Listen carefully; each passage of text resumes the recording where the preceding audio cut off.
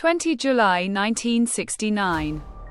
करोड़ों लोगों की आंखें एक ही जगह टिकी हुई थीं, टेलीविजन के पर्दे पर। रेडियो के सामने कान लगाए हुए कुछ लोग अपनी छत पर खड़े थे और आसमान की तरफ देख रहे थे। और आसमान में चांद था, वही चांद जिसे इंसान हजारों सालों से देखता आया था, जिसकी रोशनी में शायर गजलें लिखते थे, जिसकी तरफ बच्चे उंगली उठाते थे। और उस रात उसी चांद पर दो इंसान खड़े थे, नील आर्मस्ट्रॉन्ग, बज ऑल्ड्रिन।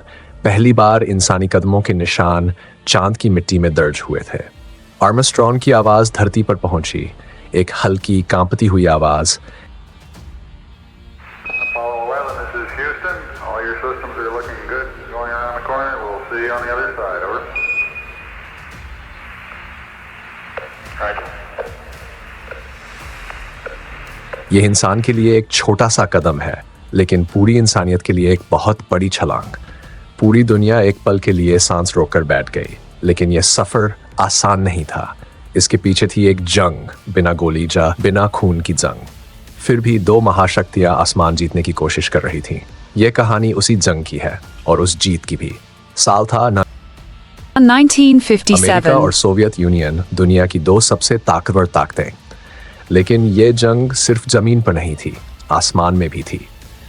4 अक्टूबर 1957 सोवियत यूनियन ने स्पुतनिक लॉन्च किया। यह इंसान का पहला सैटेलाइट था जो स्पेस में पहुंचा।